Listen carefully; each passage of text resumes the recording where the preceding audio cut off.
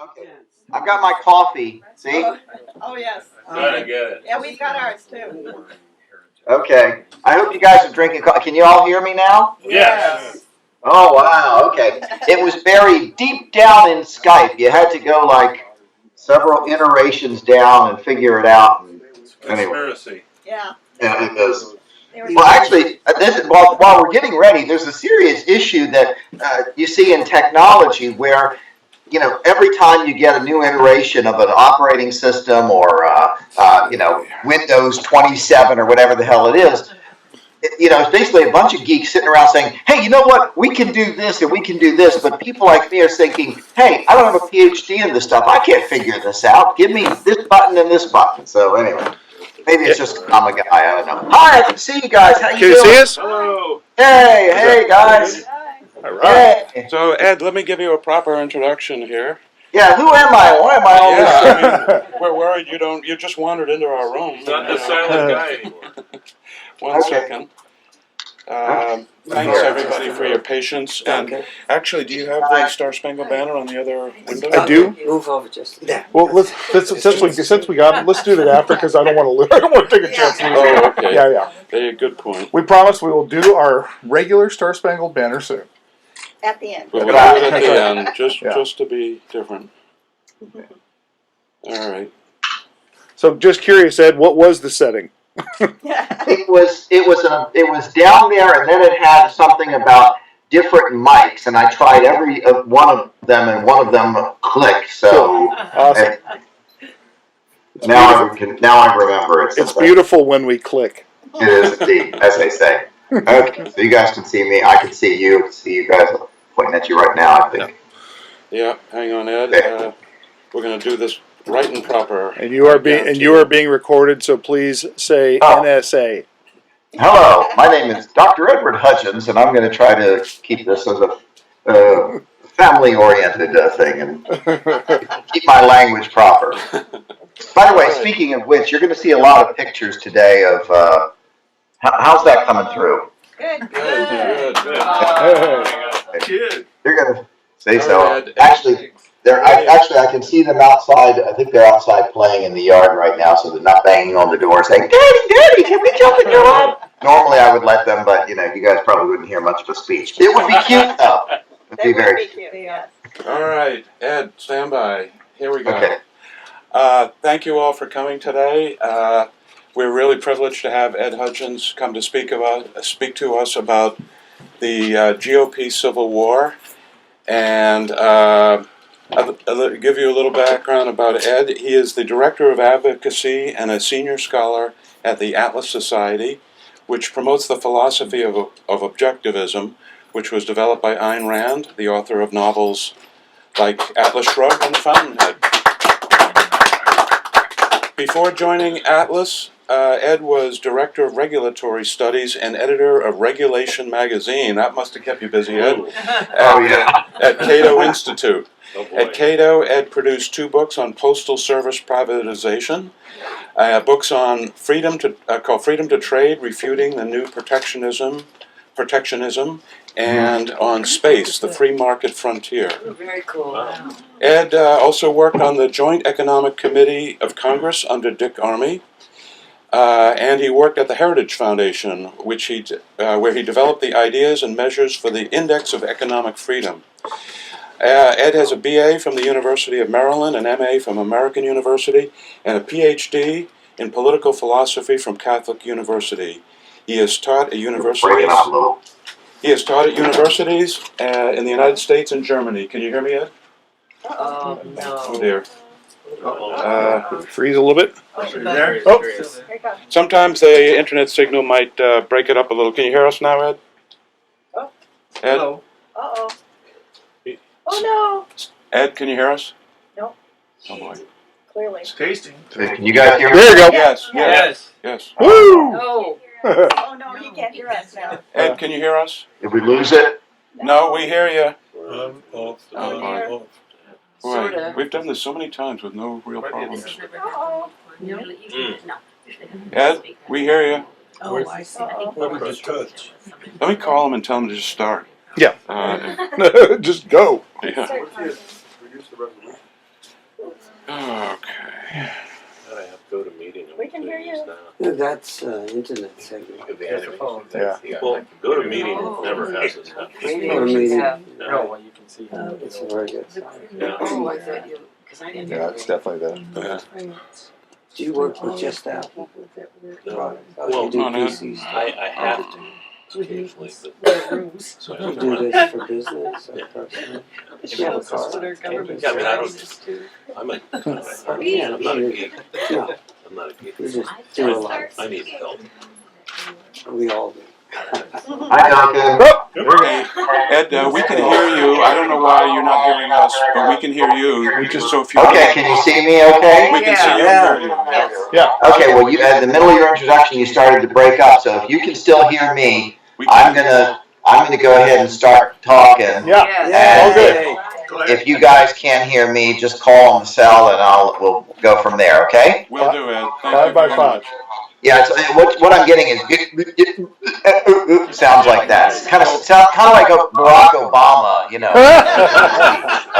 So We hear you loud and clear, Ed, so go for it. okay, I'm going to go for it and just phone me or text me if anything comes up. Okay. Will do. Okay, right. All right. Bye-bye. There we go. Alrighty. Put this in. All right. Well, I can sort of see you, but they can't hear you, but you can hear me, so I think that's what's important right now. So anyway, without further delay, I want to thank Duncan for setting this up, and I was going to thank Microsoft for the software on my computer. Actually, it's Skype, I think, that is causing this problem, so whoever is responsible for that, I'll deal with them later. Anyway, but it's interesting that we're good that we're having this talk today, because today marks one of the anniversary of one of the greatest achievements in human history. On this day, 45 years ago, Neil Armstrong and Buzz Aldrin, who you can see in the back here, Neil Armstrong and Buzz Aldrin became the first human beings to land on the moon and to walk on the moon. And by the way, Buzz has a chapter in my book Space, The Free Market Frontier. Makes a great stocking stuffer. Anyway, but seriously, Apollo 11 was an incredible human achievement, and at that time, a young high school intern named Edward Hudgins, yours truly, was working at Goddard Space Flight Center and got to see the first moon landing from basically one of the space centers, and just the inspiration was incredible, because as a young person, I saw this is what human beings can do. We can go to the moon. We can do anything. But now I have to ask, 45 years on, are our best moments as individuals and as a country behind us or ahead of us? And with Barack Obama and with the paternalists and socialists in his administration and those who support him, you might think that the future is dim.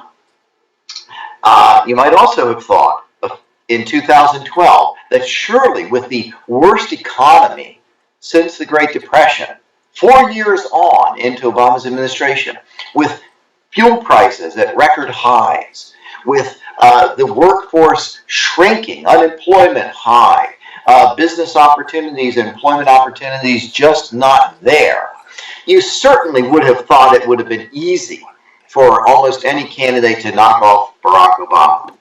And of course, we know that that didn't happen. Mitt Romney lost, and I would blame part of it on Mitt Romney.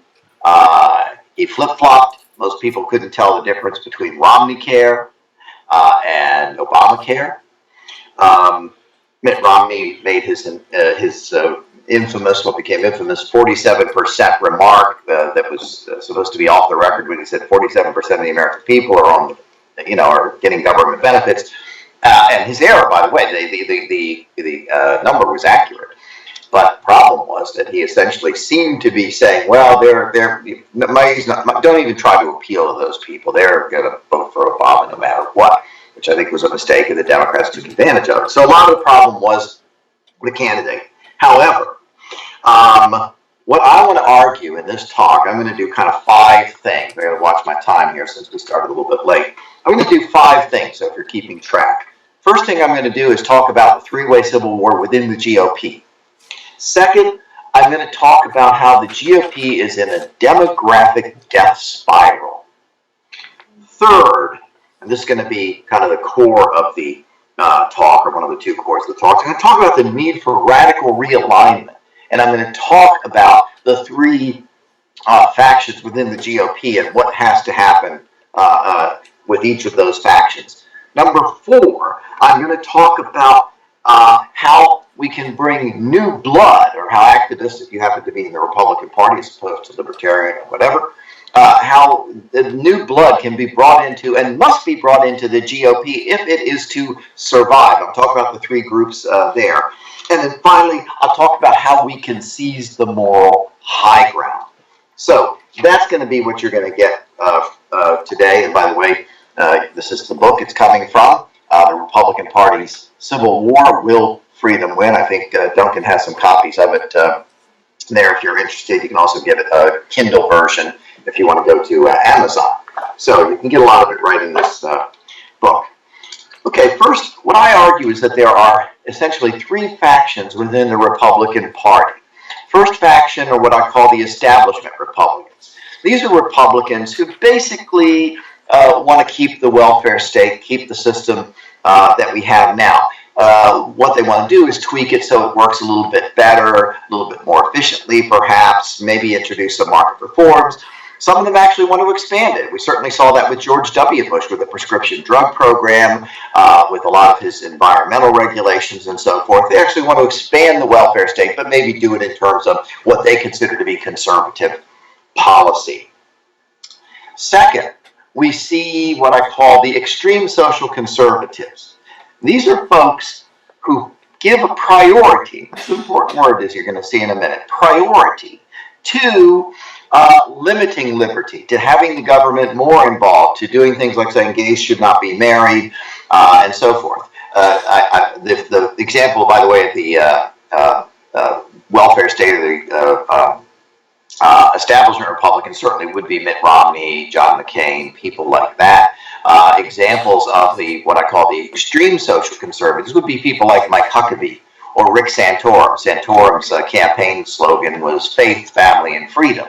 And I would say that, well, his policies basically, are full of contradictions. More of that in a few minutes. The third faction within the GOP is what I call the libertarian faction, the traditional Goldwater, Reagan Republicans, who believe that the welfare state is too large, the scope of government is too large, that it has to be cut back, and should be cut back, and that should be the goal of the Republican Party. Now, what does this say? What does it say about the current state of the Republican Party? Well, unfortunately, I would say this is my part 2. The GOP is in a demographic death spiral. If you take a look at the elections over the last couple of decades, what you see is something along these lines. You see, for example, that George W. Bush in 2004 got 44, 45% of the Hispanic vote. Romney got 20-some%. If you look at young people, you see the same sort of numbers, 40-some% for George W. Bush, down for McCain, down even further for Mitt Romney. And you see this in other demographics as well. Now, some people might say, yeah, but Romney certainly got the majority of the white evangelicals and some of those groups. Yeah, but here's the problem. White evangelicals are declining percentage of the population, therefore, of the voting public, compared to, for example, Hispanics, who today make up 17%, of American citizens. I'm talking, by the way, about American citizens, not illegal immigrants here, okay? They make up 17% today.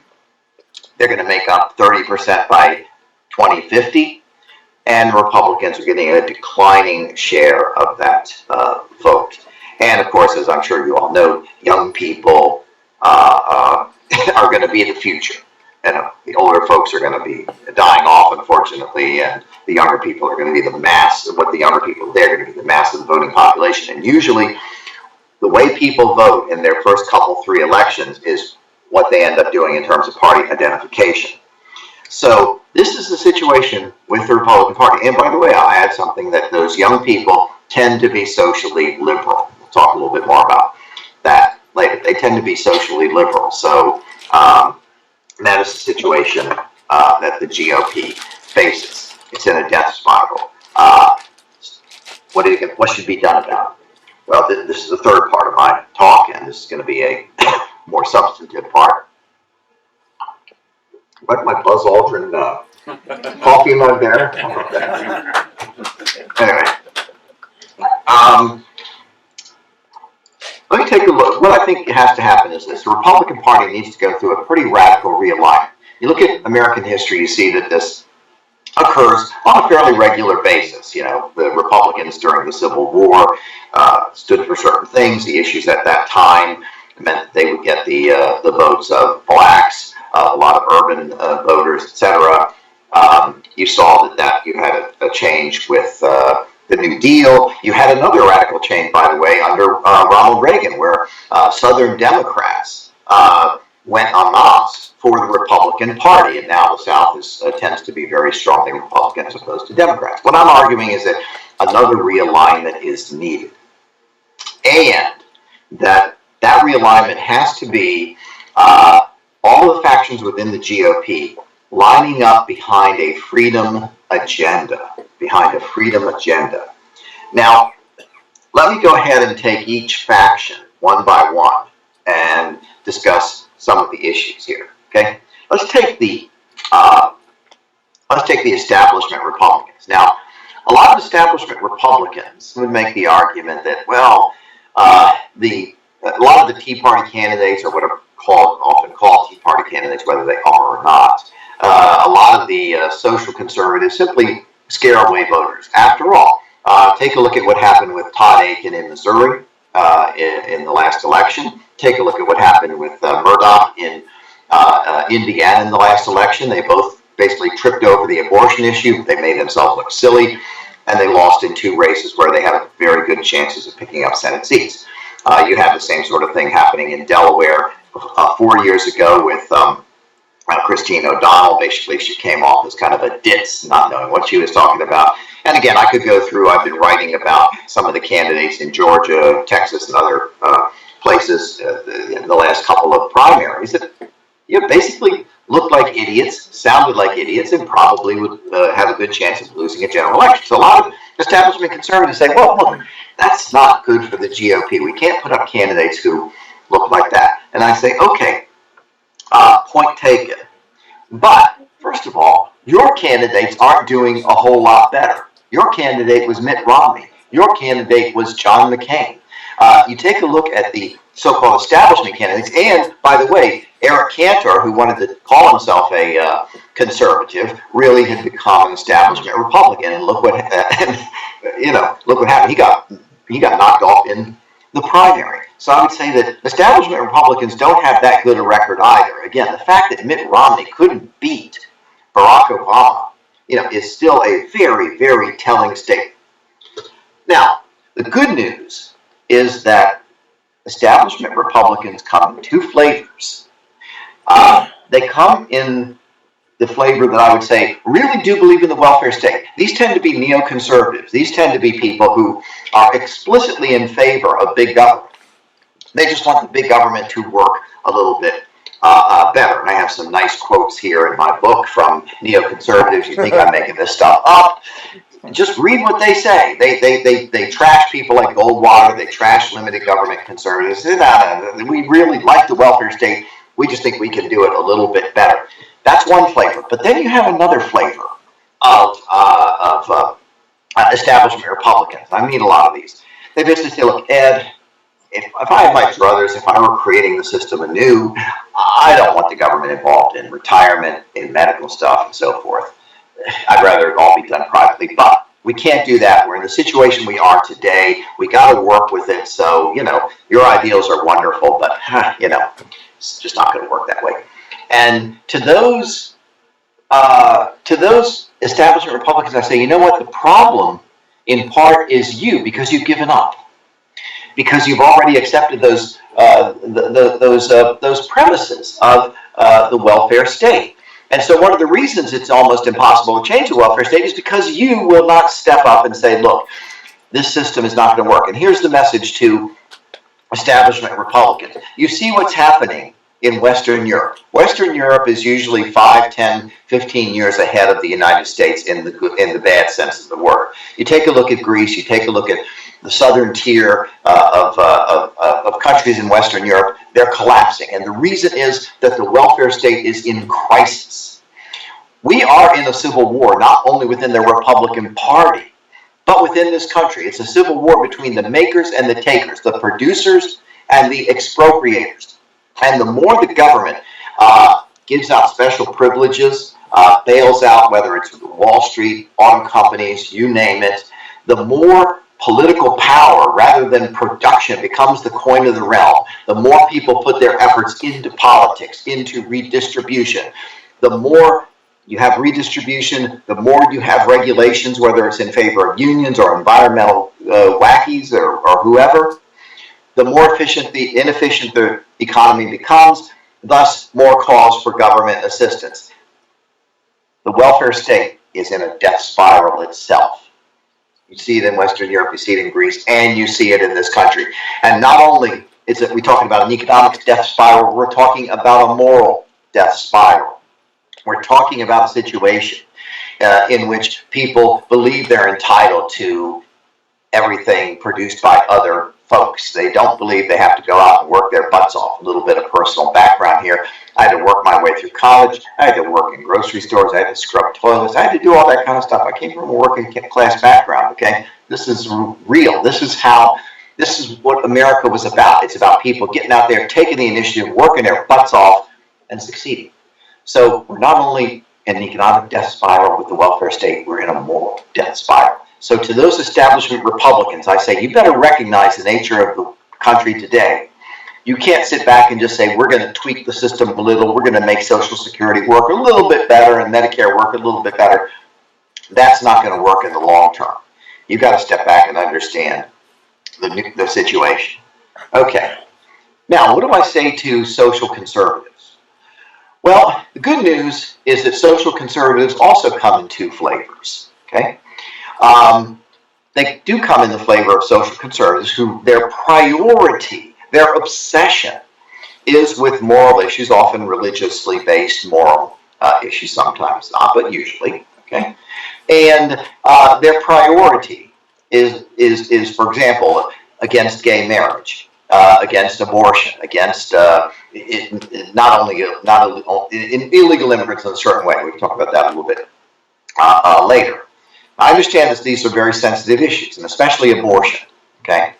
But the other thing is that there are social conservatives who, while they believe these things, they have these beliefs, and so I might disagree with them as a libertarian, they also have different priorities.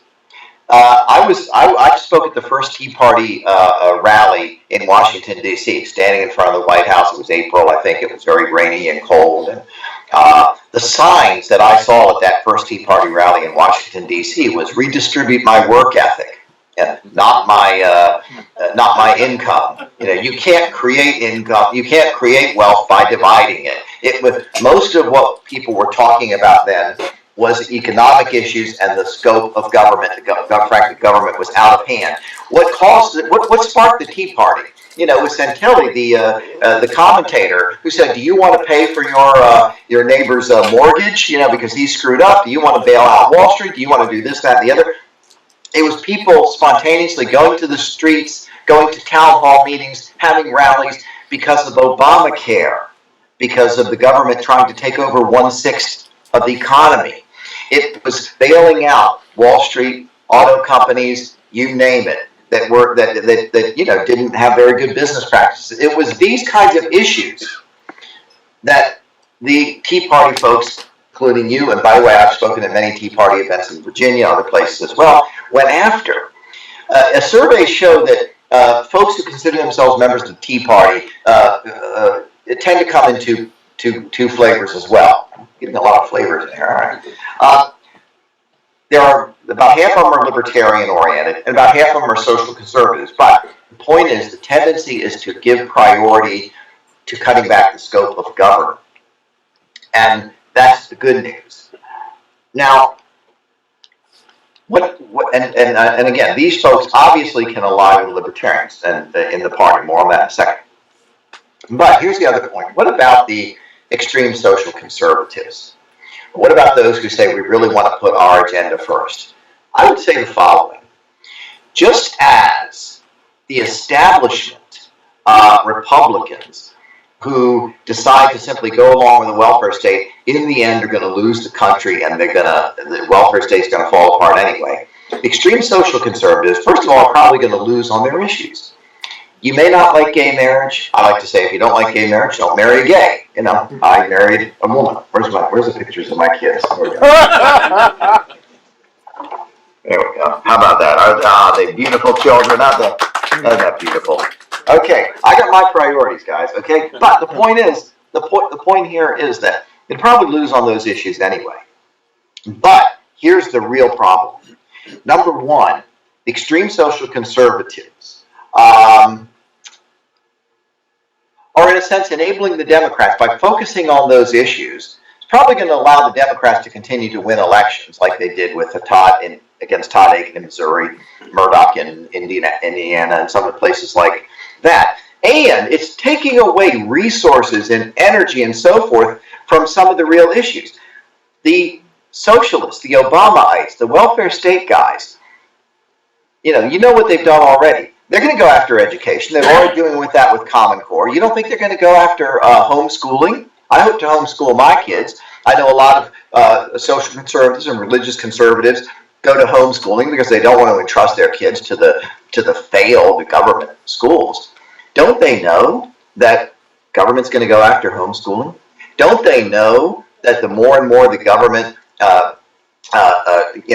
puts on regulations in the name of saving Gaia, in saving the environment, even though they're not saving the environment, don't they realize what that's going to do to the economy, how it's going to wreck the economy in the future, and wreck the opportunities for their children and my children? Don't they realize that they are enabling, as it were, the Democrats to simply go ahead, and the state is to simply go ahead with their agenda while they sit over at the corner and complain about gay marriage and things like that? That's the reality.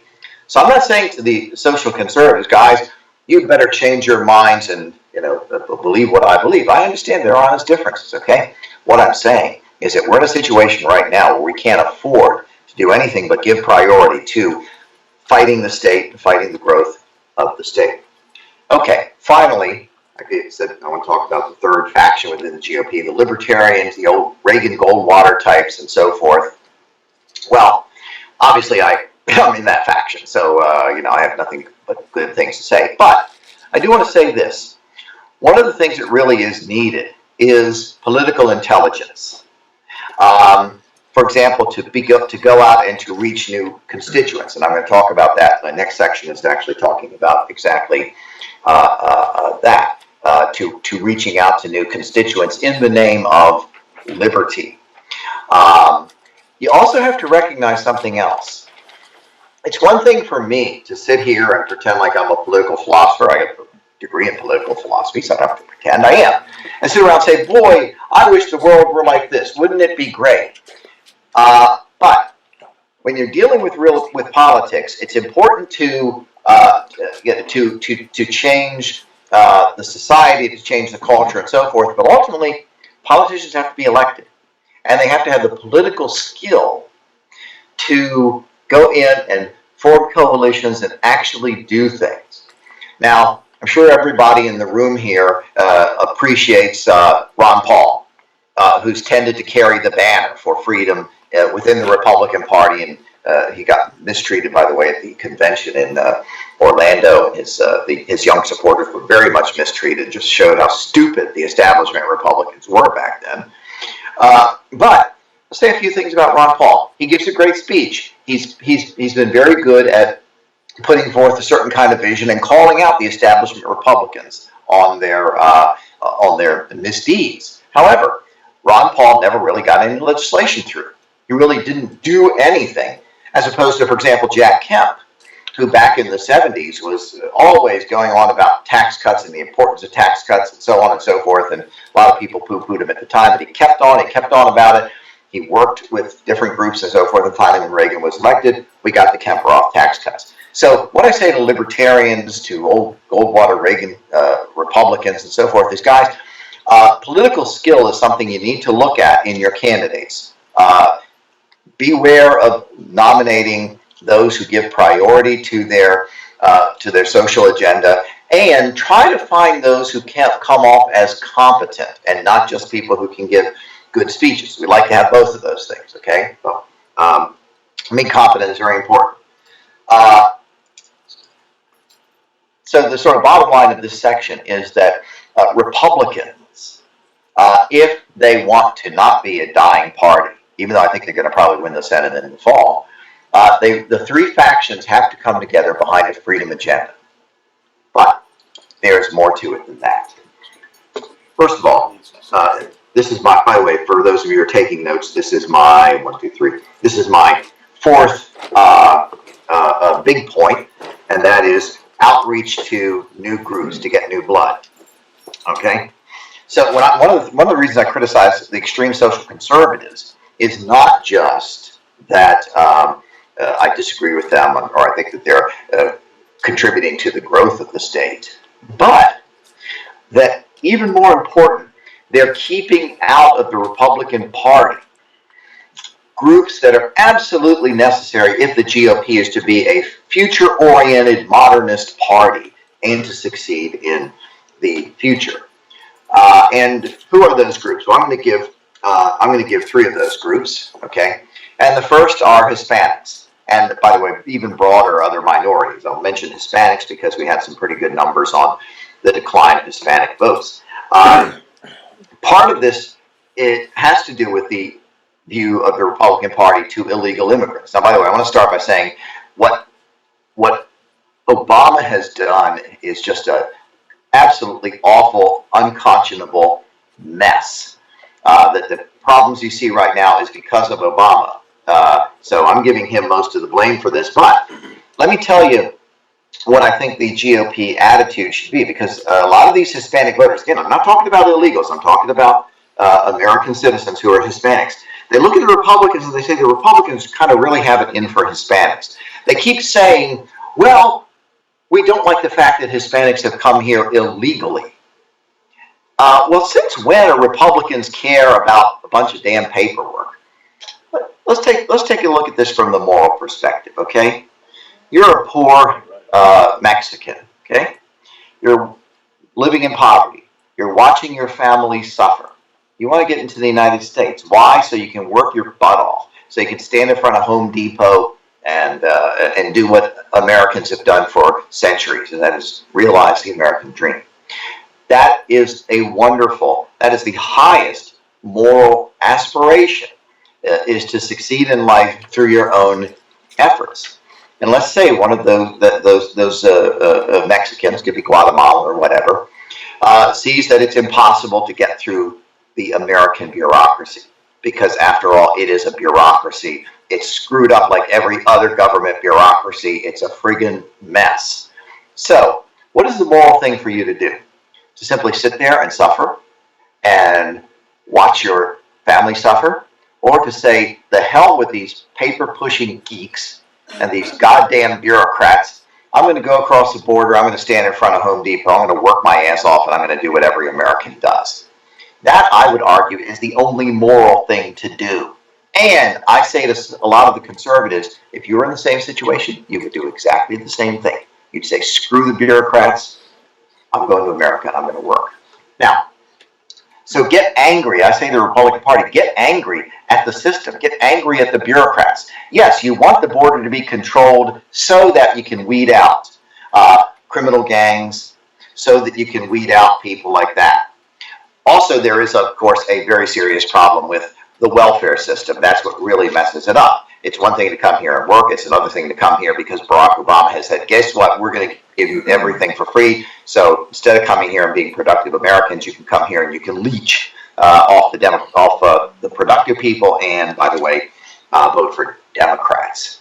By the way, my solution to the what do we do to 12 million illegal immigrants? You make them an offer. You say, okay, you came here illegally, so here's what's going to happen to you. You are never going to receive any government benefit. No Social Security, no Medicare, no Medicaid, no unemployment compensation. None of these things. Not going to get any. That's your penalty. Now, you're not going to have to pay Social Security taxes, Medicare, Medicaid, unemployment compensation, or any of those things either, because after all, you're not getting the benefits. So there's your penalty. Interesting. That I think would be an interesting approach. I think there are a lot of Americans who would go to Mexico and then come back illegally if they could get a deal like that. So, but seriously, I mean, by the way, how would the Dems and the statists react to such a thing and say, wait a minute, is that a punishment? I don't know. Anyway, it would really mess their minds up, and I like to do that sometimes. Okay, but the point is that we have to, Republicans, yes, there is a serious problem with the border. Yes, there's a serious problem with creating a system where people can come in legally and not have to wait years and years and therefore say screw it. But focus on that and celebrate the fact that you have a lot of the immigrants, I'd say probably most of the immigrants, coming here for the same reason that my grandparents, mia madre si chiama Lucia Giovina di Camello. Mia famiglia è venuto da Abruzzo. I'm half an Italian. That's why I talk like this, by the way. I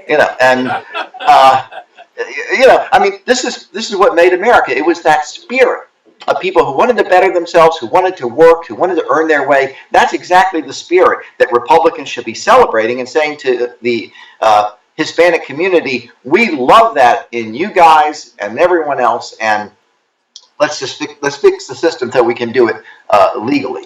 This is one way that the Republicans can change the opinion of Hispanic voters and do it in a morally good way. Second group, so we're going to talk about three groups. Second group is the young people, and young people, of course, are the ones who are going to be the voters of the future. And let me real quickly go through a couple of facts about the young people. Young people, I'm talking now about millennials, 18 to 30, early 30s, and I'm using 4 different databases, but you'll kind of get the point. Young people today, compared to, say, baby boomers, are much more politically independent. 50% consider themselves independent compared to only 37% of baby boomers. Only 31% of millennials think that there's any difference, really, any major difference between Republicans and Democrats, compared to almost 50% of baby boomers. If you take a look at whether you consider yourself a patriot, 75% of baby boomers were patriotic. Only 49% of millennials consider themselves patriotic. Views about politics are very cynical. Only 35% say they keep any kind of track of day-to-day politics. But this is interesting. And oh, by the way, marriage. By the time they were 30 years old, about half of the baby boomers were married. Only 26% of millennials are married. But and let me just give you a few more friendly numbers or unfriendly numbers, depending on your perspective here. Do you generally trust people? 40% of baby boomers said they generally trust people. Only 19% of millennials say they generally trust people.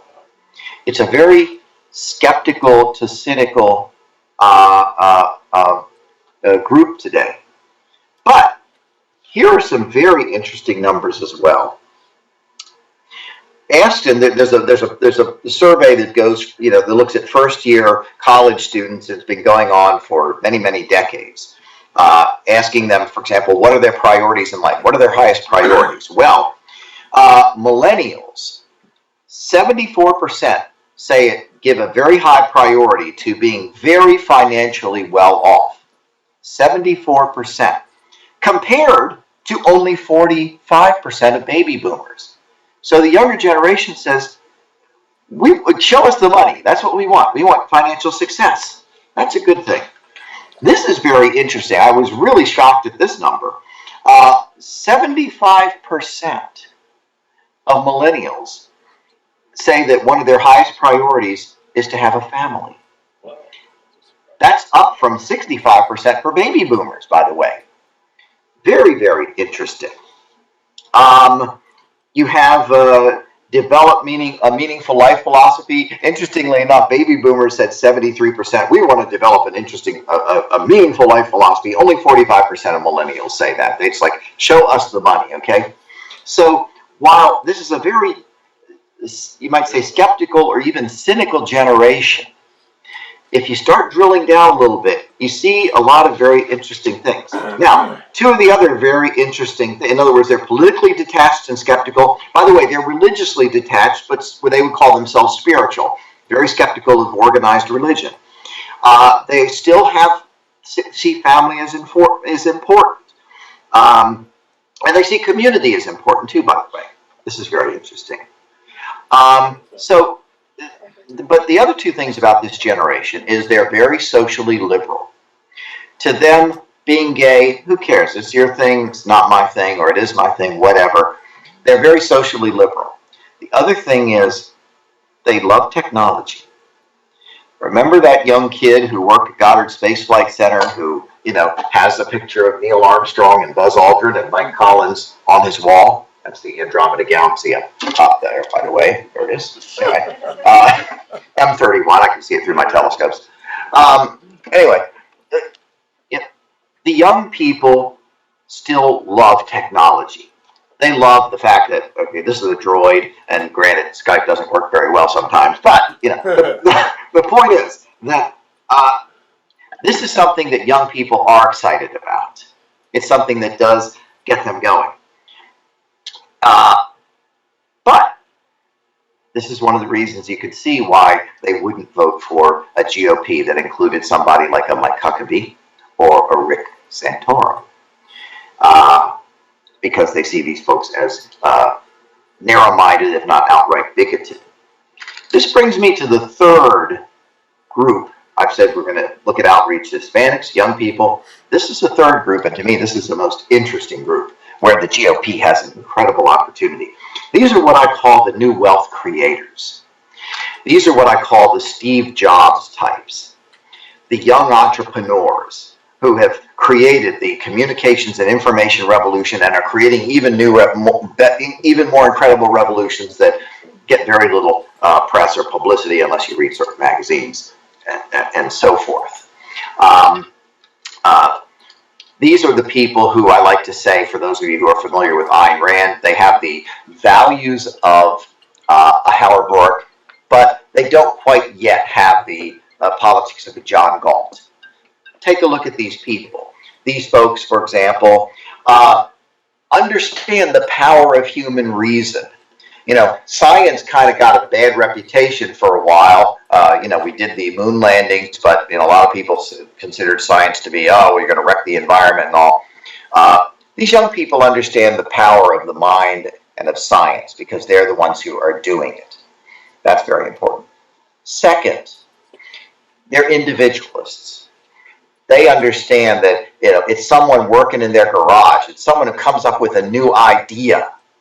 That is the spur to change and to growth and to these sorts of things. And you look at, again, I've obviously given the example of Steve Jobs, who with Wozniak started Apple Computer in his folks' garage.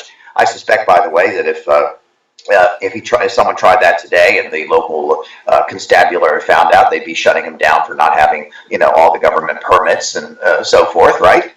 And we've seen those kind of examples too. But the point is, they're individualists. They understand it's the individual that comes up with the idea and who drives it and builds it. And number three, they love their work. They love what they're doing. This is something positive. This is something they value in life. Most of them want to become rich, but what they really want to do is do something fulfilling and something meaningful. and they tend to be socially liberal, and they probably wouldn't have anything to do with the GOP with a Huckabee or a Santorum leading the way. But I want to make this point about this group even more emphatic before I conclude, make some concluding remarks about how you do outreach. Okay, most of you probably know who Elon Musk is. He's the guy who started PayPal, made a fortune. Now with SpaceX, he's launching rockets to the International Space Station. He hopes very soon to be able to put human beings up there. And there are a lot of these other space entrepreneurs. That's why I did my space book, and I know a lot of these folks as well. I want to talk about another remarkable individual. His name is Dean Kamen. Dean Kamen is a serial inventor. Most of you probably know him because he invented the Segway, which you can see sort of jetting around cities and so forth. But he's done some other incredible things. For example, about 1.8 million people a year die worldwide because of essentially bacteria and bad stuff in water, which usually gives them dysentery or some other terrible disease. And most of these are children. Most of them are in Africa, some in Latin America as well. It's been going on for decades and decades, despite billions of dollars in foreign aid given to those countries. Dean came and looked at this situation and said, you know, you can put more money in, you can build a great big water filtration facility, and most of the people are out in the countryside, so they're not going to have access to it anyway, and you're probably not going to be able to maintain it, and that's why you have 1.8 million people, mainly children, dying each year. Wonder if I can do anything about it. Well, Dean came up with this mechanism. I'll show you a picture. I wish I had it. Can you see the picture right there? Yep. Yeah. Dean Kamen. He calls that thing the slingshot. It's about the size of a little mini fridge, right? Mm-hmm. He was able to produce this thing. Sorry, pull this back here. This slingshot, this device, can produce 250 gallons of clean water a day. You can basically use any water. You have a polluted little pond, or the scummy water in the backwashes of Africa there. You can use that water. You don't have a plug because you probably don't have a plug because you're in the middle of nowhere. You can almost use elephant dung to fuel the thing. You can almost use anything to fuel the thing. And he thinks that he produced the prototype of this machine for $100,000. $100,000.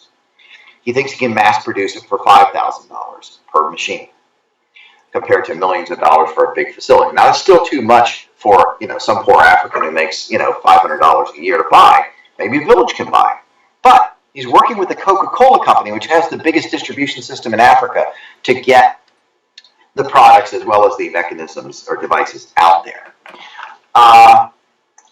Dean Kamen was faced with another problem a couple of years ago. Let's see, here we go. Especially with people coming back from Iraq and Afghanistan with arms blown off and so forth, medicine is getting very, very sophisticated. Battlefield medicine, you can save many more people than you ever could before. The problem is a lot of them come home with missing limbs, especially missing arms. And some of the folks at DARPA, the part of the Pentagon that does advanced research, went to Dean Kamen and says, for literally since the Civil War, if someone gets their arm blown off, we give them a piece of plastic or a piece of wood, and we stick a hook on it and we say, there it is. That's not good enough. We'd like to know if you can do anything about this. And Dean came and said, well, I was worried that I was going to have 500 pages of regulations and this and that and the other, and it's terrible. They said, no, all we want you to do is this. Here are your parameters. We want you to make an artificial arm. It's going to be 9 pounds, can't weigh more than 9 pounds. It's got to have enough dexterity to pick up a raisin and to pick up a grape without crushing it. Can you do that and Dean came and said, golly, that's going to take 5 years to do. He said, can you do it in 2? And Dean came and did it in 1 year. And I'll show you some color pictures here, but you can kind of see the prototype. There was a guy who was the head of the VA's administration that dealt with prosthetics, who lost his arm 40 years ago. He's very skeptical because he hears all these miracle things that never work. And on a 60-minute show, he actually put the arm on and said, for the first time in 40 years, I feel like I have an arm. Wow. Some more photos. I could spend this whole talk going through the incredible advances that are being made, whether in space, in telecommunications, in medicine. It's so exciting. This is a group, what I call these new wealth creators, who are revolutionizing the world. Again, who have these values of human reason and so forth. This is a group that should be in the freedom movement, and many of them are oriented that way, but they don't want to be in the movement with people they consider to be bigots. By the way, I want to read a quote to you here. This is from Steve Jobs, Apple computer, obviously. Your time is limited, so don't waste it living someone else's life. Don't be trapped by dogma, which is living with the results of other people's thinking. Don't let the noise of other people's opinions drown out your own inner voice. And most important, have the courage to follow your heart and intuition. These are the kind of people who are going to make the future. These are the kind of people that our young people are becoming, and the kind of people our young people look up to. These are the kind of people who should be in a freedom movement. So, to the GOP, I say, if folks like Huckabee, for example, Huckabee said, if the GOP doesn't follow my agenda of social conservatism and increasing the state, I'm going to walk and take my followers. And I say, you know what I say? We'd rather have you in the party fighting for freedom, but if that's your attitude, don't let the door hit you on the way out. Hasta la vista. Because it's the fact that you have folks like this in the GOP that are keeping out those new wealth creators. They're keeping out young people, keeping out minorities. They should be in the party behind behind freedom. I want to end, I said there was going to be 5 things. I want to say the final thing, and then we can go to some Q&A if you like. We have to seize the moral high ground. We want to fight for freedom. But we want to fight for certain kinds of values, because freedom is based on certain kinds of values. And in my book, I list 6 sort of arguments you can make. These are not inclusive. You can add more to them. But here are the kind of arguments you've got to use to put the statists on the defensive. First of all, start with the basics. It's your life. It's my life. My life doesn't belong to the government. Your life doesn't belong to the government. It doesn't belong to your neighbors. It doesn't belong to your community. It belongs to you. It is your life. That's number 1. People are welcome to give you advice, and you're welcome to take the advice or to reject the advice. But this notion that somehow, I've got to justify myself to everybody else. No, you don't. The whole point of the Declaration of Independence is we are each entitled to the right to life, liberty, and the pursuit of happiness. That means that it is a moral good for us to pursue our own happiness, our own fulfillment, our own flourishing. Second, we each owe others respect, not goods and services. I owe each of you in that room respect. I owe my neighbors respect. I should respect them as individuals, but I don't owe them goods and services. I owe them the equal freedom to live their lives and to celebrate their lives. Number 3, taking the moral high ground. This is a very important one. We're responsible adults. Let's refuse to be treated like children. I mean, look, the whole notion of the welfare state is premised on the notion that we are too stupid to wipe our nose or tie our shoes without the government. And therefore, we have to have these paternalists in micromanaging our lives. What an ugly, insulting view. This is the whole view, the whole vision, the whole worldview of the welfare statists. And it is insulting. And we should get angry when we're treated like children, and we have to get our neighbors, especially those, the 47% you might say, Romney might say, who are all governments, to say, guys, you're better than this. We know that many of you don't want to be in this situation, but the reason you are, so you don't have the opportunities, because the government regulates everything, they screw everything up, they make it impossible to accumulate capital. If you accumulate capital, they take it away from you. You guys should be pissed off that you're treated like children. let the statists try to refute that or try to argue against that. Number 4, take pride in your productive achievements. Why do you think Barack Obama made a point about, you didn't build that, you built a business, you got a great business, you didn't build that? Because he understands that if people take pride in their own lives, in their own productive achievements, then the welfare statists are lost. As I like to say, whether you're nurturing a child to maturity or a business to profitability, whether you're writing a song or a poem or a business plan or a dissertation, whether you're laying the bricks to a building or designing it or arranging for its finances, these are all creative acts and you should be proud of them. You should be proud of them. So promote pride. And then the flip side is, don't let yourself be guilt-tripped into apologizing for those achievements, because that's the thing that the other side always does. They try to guilt-trip you. Well, you make more money than this guy. How can you justify that? It's like, I don't have to justify it. It's my life. I make the money. This guy is absolutely, welcome to go out and try to make money honestly his way. I don't have to justify it. Don't try to guilt-trip me. You've got to reject unearned guilt. And finally, and this is a very important one, fight for a society based on a harmony of interests rather than surrendering to a society based on conflict.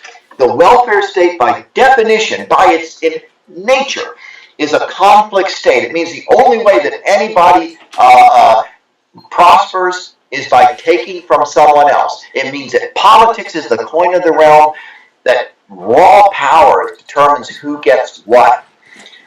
In a state that has a harmony of interest, when people deal with one another based on mutual consent, then we all are enriched and entertained and educated and enlightened and inspired by the actions and by the lives of our fellows. That's the kind of society we want to live in. So kind of going back to how I started this talk, talking about are our best days behind us or ahead of us? Is it possible to have the kind of achievements you have with Apollo 11? My answer is yes. The possibility is there, but we have to get behind a freedom agenda, and the GOP, the Republican Party, as an organization, as an instrument of freedom, has to unite behind a freedom agenda. Otherwise, it's going to end up in the dustbin of history. And I thank you for your attention. I guess we have time for maybe a few questions. Ed, can you hear me? I can hear you fine. Oh, good. Great. Okay. I have a question. Go ahead.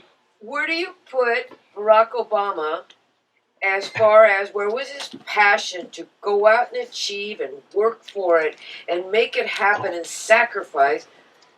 How come he became president of the United States? I know. Oh, Ed, we lost your audio again. You hear me? Yeah, there you go. There you go. You're back. Okay. I will try to. Maybe I'm speaking too loud. I do that. Maybe it's the Italian. My mom see me on TV sometimes, and she say, "Yeah, you almost knocked the microphone over that time. You got." Anyway, but yeah, I mean, how did Barack Obama become president of the United States? I think it was a combination. Again, I think part of it was that the Republican Party, George W. Bush, had a generally failed administration. He was incompetent in terms of the war, whether you agreed with the war or not. He's certainly incompetent in terms of how he fought it. He did some good things early on with tax cuts. He actually favored some sort of Social Security privatization. He didn't call it that, but it was moving in that direction. That was good. But he came off as kind of incompetent, and this is even more important. He came off as unfocused. What exactly did he stand for? Well, he was celebrating the fact that he created a new entitlement program, prescription drug program, right? He had a whole bunch of new environmental regulations. He did all of the stupid stuff that Democrats usually do. He was kind of a mess. And,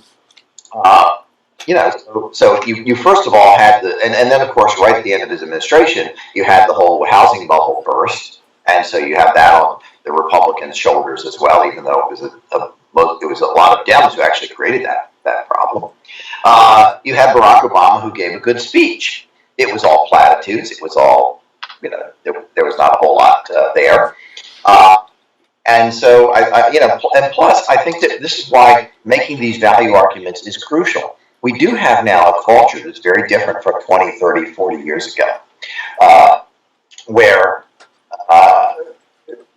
people accept too much stuff that they never would have in the past. They accept a lot of the premises of the welfare state. And so I think it was a combination of these factors that led to Obama's victory, certainly against McCain. That one, I think everyone saw that one coming. Romney was a little bit more of a surprise, but for reasons that I said. But that's why you have to fight this battle, not only politically, but you have to fight the values battle, so to speak, that I've discussed. Some questions there? Question? Yes. I think that if you listen to these man on the street interviews, the people who are voting don't have to have any intelligence. They don't have to have any information. They don't have to have anything except a bias. And what they watch, all the liberal news that they watch, tells them who to vote for, and they know nothing. They can't answer one question. You're absolutely right. One of the other talk is talked about the dumbing down of America, and the fact that if you look at schools, if you look at the level of understanding, again, you can look at data going over decades. You see that people are less intelligent. I mean, Jay Leno used to do man on the street interviews too when he had his show. And they'd ask, they show some the president or vice president Abraham Lincoln and say, "Who is this?" And examples about 10 years ago, and I'm sure the updated stuff is very similar. They asked college students at a number of colleges, "Can you identify Beavis and Butthead?" Which got this cartoon that was about 10 or 12 years ago. 97% said they could. Then they asked, "Can you identify what the Emancipation Proclamation did and who?" 25%. These are college students. I could give you lots and lots of other numbers on just how stupid the American people. And here's the other. This is necessary for a welfare state and a paternalist state. If parents who are intelligent, not who are intelligible, but who can think, critical skills, or would they need Barack Obama to wipe their butts? Right. And so when you think, well, the dumbification of America is just this, this is just this unfortunate thing that kind of happened. No. And Ed, we lost the second part of, if you think the dumbification of America, we lost the rest of what you said. Could you repeat that? Sorry, can you hear me? Yep. Yes. Now we can. Yeah, I said basically the dumbification of America is absolutely essential for the welfare state. It's not just an accidental thing that happened. And if you look at the numbers, when Barack Obama gave a State of the Union speech, I think it was, I forget if it was this one or the last one, he, of course said, "And we need more money for education because of the children." There we go.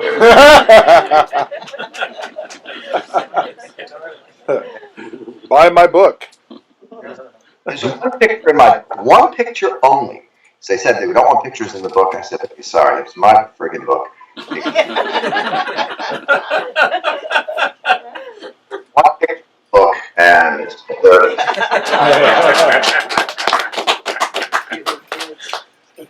as I say, guys, in terms of what I'm going for personally, I'm with you. I've got 3.5-year-old fraternal twin girls. Okay, that's what excites me, among other things. Okay, but the point I was making with education was this: I looked at the speeches of every president since George Bush the first, and in every single speech they gave a prominent position to, "And we need more money for education because of the children." Yeah.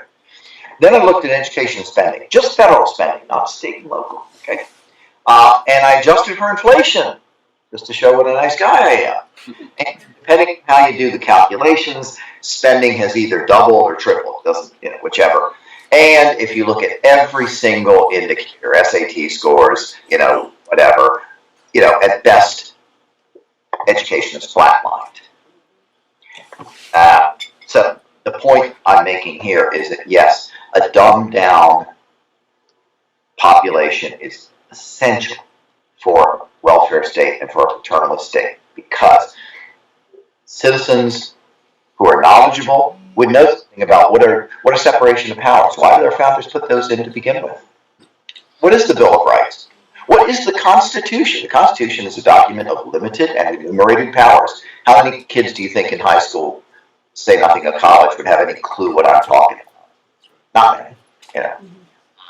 So yes, that's absolutely important. By the way, I've talked about these revolutions in communication, space, medicine.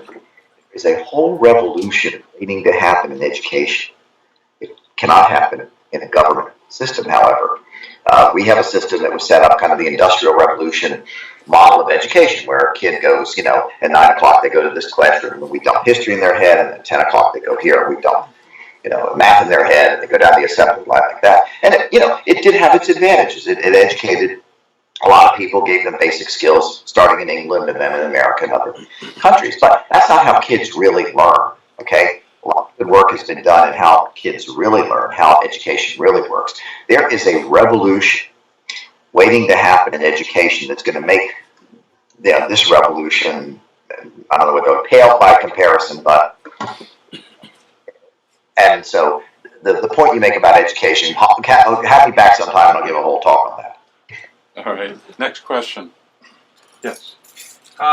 You mentioned that Europe is about 15 years ahead of us in terms of socialism, in terms of implementing those ideas. By most measurements, whatever the standard ones are, that their educational system is quite good. So don't you think that since our society today, we're not going to really see, quote, Reagan Democrats, we're not going to see those that we saw maybe 30, 40 years ago who considered themselves Democrats voting for a Republican. We had, since Bush v. Gore, very divided partisan community, society. Is it not that it's not a matter necessarily of education, but as Europe may show, that it's really ideas that have to really get into the population to change this 50-50 split that we have in this country? That, how can we get the majority or win in the Senate and in the House and win the executive just enough so that we can turn the tide to bring that power back to us, so that we don't keep going down the road that Europe is and end up where they are today. Right. You're right on the mark. I mean, I made the point about education. I still think that's crucial. However, my whole talk was really about values. In fact, the 6 points I gave were essentially value argument. It's like all these kinds of things. And so that's why I say I have a whole chapter in the book on seizing the moral high ground, because ultimately, in the long run, that's going to determine how the country goes. Some of the disturbing, by the way, I didn't give you all the statistics, some of which are in the book, some of which are in other talks that I've given. Let me see, there's one I want to see if I can find here real quickly that is disturbing, but it also points to what can be done. Here we go. Okay, this is a survey of all adults versus young people 18 to 29, and they asked them, do you have a positive or negative view of the following terms: capitalism and socialism? I'm not going to read all the numbers, but I'll just go among all adults, only 31% have a positive view of the word socialism. Among 18 to 29-year-olds, 49% positive view of the word socialism. And then if you look at capitalism, well, it's a little closer there. But the point is that 49%, almost half of young people, have a positive reaction to the word socialism. And that's of course very disturbing. But what it says is that we as freedom fighters, we have to understand the vocabulary and the mindset of the people we're trying to address. If I say to you guys, I'm against socialism and I think Barack Obama is a socialist, if I can prove that, that's reason enough for you all to say, well, we want to oppose this guy. I actually wrote a piece about the three forms of socialism and which one Obama falls into. But for young people, just throwing that label out doesn't mean anything. And remember my statistics, about 50% of young people consider themselves independent, compared to much, much lower percentages for baby boomers and even Gen Xers. What that says is that, yes, we have to fight the value war. Absolutely crucial. It's what's at the basis of what's happening in politics today are the value changes that have occurred over the last 2-3 decades. But it also means that we have to fight the war intelligently. We have to understand not only our enemies, but we have to understand our audience and who we want to bring over to our side and what's the best way of doing it. We got to get in their heads. Being in your head is nice. That's where you got to start, but you got to get into the heads of other people and try to find out where they're coming from, and then say, guys, don't you see that here is what happens if you have freedom? You can see what's happened already with the communications information revolution. Shouldn't we have more of that? Yeah, and it's good to see another one a person who has an interest in objectivism. The thing is, only thing I find, well, there are two things that seem to me that could be amplified on. I think the most important thing, though, is this.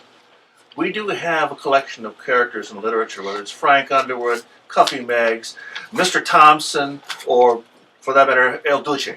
The thing is, we have a real issue over history with progressivism and its whole trend there of a sort of parasitic, psychopathic, exploited, thuggish movement. Yeah. And that faction is found in both major parties. That's the faction you haven't talked about. And the question is, how do you deal with these SOBs? And actually, this kind of feeds into a couple of the points about that I was just making about how do you address younger audiences. I'm trying to find a particular slide here. Let's see if I can find it. Got all my papers kind of scattered out on the desk here. See, papers scattered on desk. But actually, let me give you some examples. Young people, I said, are much more liberal, and that means civil liberties oriented. And one of the things that's starting to emerge is a lot of them are looking at Obama and the Obama administration and saying, my gosh, look at the Orwellian growth of monitoring and wiretapping and all of these kinds of things. Look at what Snowden has revealed about the government. Look at the fact that the Germans now, don't trust us because we were, apparently listening into Angela Merkel's communications. This is something that should upset civil libertarians, whether they're Republicans or Democrats. A lot of the establishment Democrats are fine about this. In fact, they're behind this. But the young people look at this and say, "Hey, we don't like this. This is not good." And you see the arbitrary nature of government as well. And when you say thuggish, this is a very good word, and it absolutely applies. I think it applies in both parties, but in this case, Obama is taking it to new levels. And that is something that I think young people are very sensitive about. They don't like being told what to do. No young person likes to be told what to do, but I think especially this generation. So we have some opportunities there to say, look at what these folks are doing. Um, by the way, this is interesting. I mentioned these new entrepreneurs, and for example, there's a company called Uber that has a ride sharing model. And again, these are young people, and most cities are trying to shut down Uber because they conflict with the taxi monopolies. So here, these young people came and said, "Hey, we've got a great idea for ride sharing." Oh, wait a minute, the government wants to shut us down. Or, for example, there was a company called 23andMe. Any of you heard of 23andMe? A couple of you, maybe. I see a couple of hands there. Yeah, 23andMe said you basically send in a sample, like, I guess if it's a skin sample or blood, whatever, to this company. They'll send you a test kit. I think it's $99 or what, $99. You send in the sample, and they do a genetic makeup of you, which allows you, first of all, you can tell a lot about your genetic background, or you have Italian or whatever it is. But this is the most important. It tells you what diseases or illnesses you are potentially prone to. The Food and Drug Administration barred 23andMe from providing this service. Why? Were they mishandling the lab work or something like that? No. Take a look at the opinion. I've written on this before. The Food and Drug Administration said, I think there were two young women, by the way, who were, the entrepreneurs who came up with this idea, said, most Americans are too stupid to handle information about their own health. Look at the FDA opinion. That's literally what they said. And they said, well, some woman might look at these tests and see that she's prone to breast cancer and therefore go out and have a double mastectomy without getting a second opinion. This could be even worse. What the? Remember my first quote, the FDA literally came out and said most people are just too stupid to handle medical information about themselves without us gods, parsing it for them and explaining it to them. How do you think young people, these new entrepreneurs who came up with 23andMe, feel about this? So yes, what you're seeing, and by the way, I started the Heritage Foundation 30 years ago. It was 1984. I've been doing this as a career for a little while, okay? I tend not to be a panicker. Everyone always says we're a disaster. I'm always, look, guys, you got to step back, take a historical perspective on this sort of thing, but right now, my views, are, there we go, because I maybe. But Michelle Obama is probably going to ban, that's cotton candy there, and she's probably going to. I got lots of pictures, by the way. Really? But the point is this. I really do, to your point about becoming a thuggish state, I, who am not easily shocked, am shocked about just what a bunch of thugs we have in this administration. But also, don't forget the thugs in the Republican establishment and elsewhere. No question about it. And on a local level, too. And again, this is something I think that we are seeing a potential to get, especially young people who are sort of civil liberties oriented, to say it's not just about gay marriage and things like that, but what kind of a state do you want? Do you want a state where the boot can stomp on your face, even though you come up with this, some great new ideas for, whatever it is? So yeah, I think there's some possibilities there. I just want to point out something about the FDA. I totally agree with you, but in all your talk about thuggishness in this administration, again, we all agree, at least I do, but as far as the FDA concerned, this is nothing new. This is only business as usual. Doctors have been complaining about the FDA for 50 years. They've been banning drugs and not releasing them when they're used 20 and 30 years in other countries around the world. No, absolutely right. In fact, when I was at Cato especially, I did work in this area. And, one of the things that I did and other scholars did is we said, for example, I think the number, I don't have my book handy here, but I think something like 100,000 Americans died during the period of time when beta blockers, which, are used for heart condition, were being tested not for safety but for efficacy in the United States, yet were available elsewhere. Now, maybe we couldn't have saved 100,000 people, but no. a certain percentage of those folks would have been alive. And this issue has come to a lot more public attention with AIDS because, when someone with AIDS, is being told, well, it might be 5 years before this thing reaches the market. And the guy with AIDS says, yeah, but I ain't got 5 years. I got 6 months, I got a year. And so there are allowances for moving stuff ahead quicker. But the point is that you shouldn't have to ask permission of information about your health or to take actions to, for your health. And by the way, I said the FDA is tasked with the safety, with certifying the safety and efficacy of products. Safety means you take it and you don't drop dead.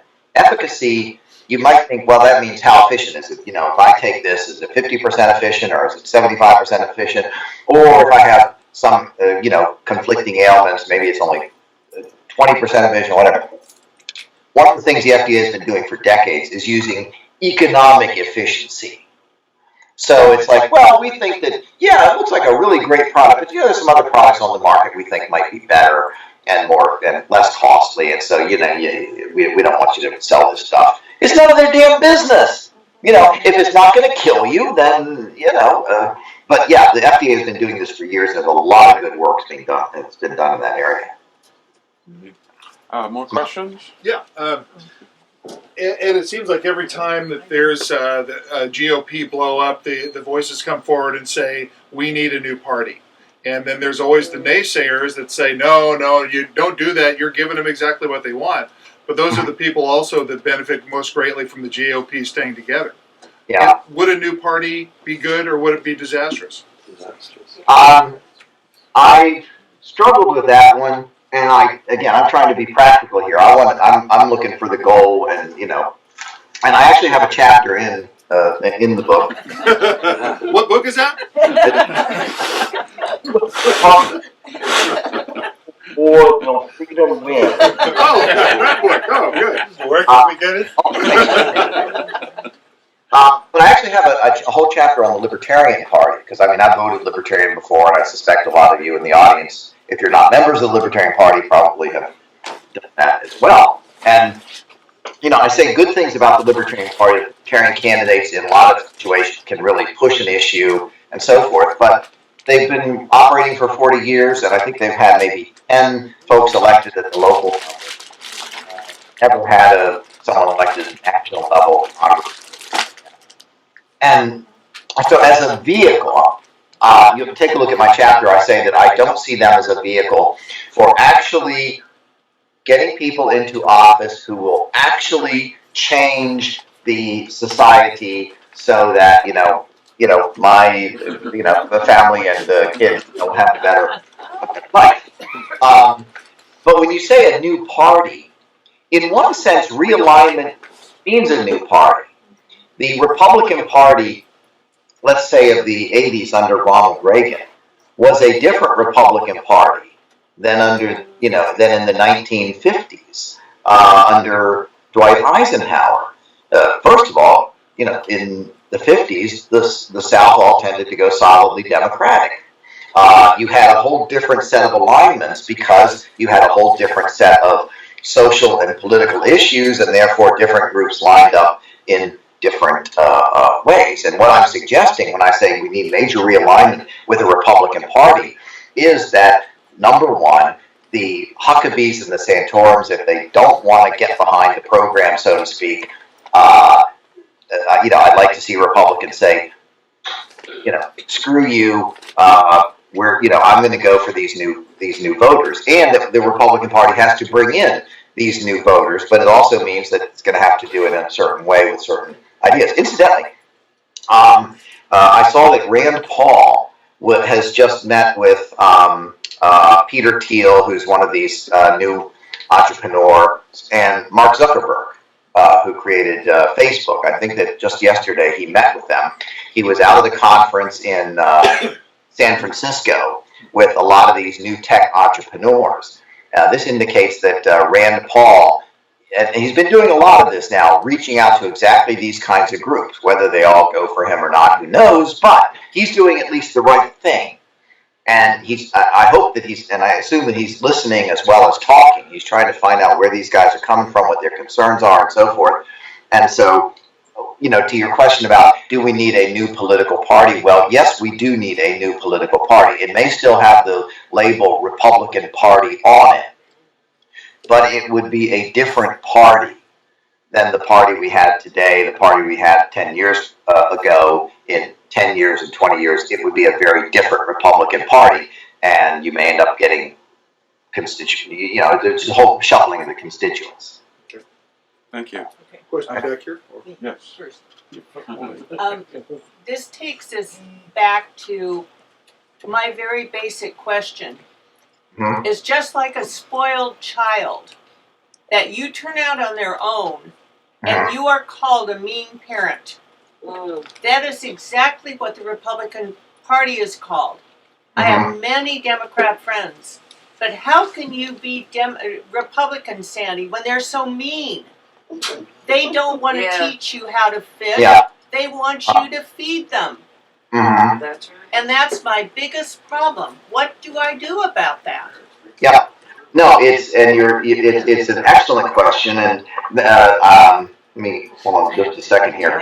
I have a longer discussion about exactly that. My point number 3 on in the chapter on seizing the moral high ground, which is where responsible adults must refuse to be treated like helpless children. That's the I don't know if you can see the book there, but anyway, that's exactly what I address in several pages, because it is one that we often get. How can you be so mean and cruel? And the point is, who's being mean and cruel? The folks who want to infantilize adults. You know what I'm trying to do with my kids here? Oh, do I have another picture? Yeah, there's another picture. Yeah. In case you haven't figured out, that I love my children. I mean, what am I trying to do there? I'm, trying to teach them to read a book, or reading a little book to them. What I'm trying to do with my children is teach them to be responsible and independent. I don't want them to, throw their food on the floor and scream and cry and this and destroy the place and They do a very good job of it, by the way. But, that's not what I want them to become. I want them to become responsible adults. And I mean, one of the things I love doing is, like Sophia. Let's see. Where's the picture here? Let's use this one. Yeah, I mean, Sophia is the one with the straight hair. I guess that would be right there. And Allegra is the one with the curly hair, okay? And Sophia has really started to show an interest in music. We have a piano. My wife plays piano. And at first it used to be when they were just, 2 years old. Bang, bang, bang, bang, bang, bang, blah, blah, blah. But now Sophia is picking out little notes. And I love sitting there with her and saying, "Oh, that's good, my darling. Why don't you try this?" Boop, boop, boop, boop, boop. And then she'll try it, and just very excited. Allegra is really she likes building things. She likes to rearrange things. She comes in my office, which I'm not going to show you the rest of because it's kind of a mess because I messed it up. And she'll take all the CDs and DVDs off the shelf and kind of build a tower. And it makes all these complicated things. She does those with her blocks. And what I'm trying to do is reinforce that sort of thing and say, wow, these are creative activities. That's great. Let's get into doing that, as opposed to screaming and crying and throwing your food on the floor and things like that. So I think what you have to do is to say, wait a minute. You want to talk about cruel. How about a system that takes adults and infantilizes them so that they have to rely on the government to wipe their nose and to tie their shoes? What could be crueler than that? And you know what you're robbing them of? You are robbing them of the fulfillment and the joy and the flourishing of achievement. That's something that is very uniquely human. We have to create the physical means of our survival and well-being, to say nothing of our spiritual well-being. Okay? And what you're doing is robbing adults of that possibility if you basically give them everything. How can they take any pride in themselves? How can they take any pride in their achievements if they don't have achievements? There's nothing uglier to me than an adult acting like a petulant little child. So we have to turn the argument around on them and say, what are you going to do to create a system, that in the end produces mature adults who are going to do all the wonderful things that I've just, gone on about. And so that's why, I kind of go over a couple of pages in the book on this, but you're absolutely correct that in terms of the moral battle, instead of saying let's focus on whether gays should be allowed to marry and all, in the end, even though I'm in favor of gays being able to marry or do whatever the hell they want, as long as, it's not initiating force against me, that's not where the value conflict lies. It's in exactly the sort of thing you're bringing up, and there's where we should be fighting. That's our battleground. Ed, thank you very, very much. We really appreciate it. Thank you for taking your time out on Sunday, Ed, and I'll talk to you again soon. I appreciate it. And thank you everybody for attending, and the questions are excellent. I can see your hands up and everything, and anyway, and so have fun out there in LA. I'm in the belly of the beast here, right outside of the District of Calamity. The District of Columbia. Sorry. Thanks, Ed. Many thanks, Ed. And here's to Apollo 11. Yeah.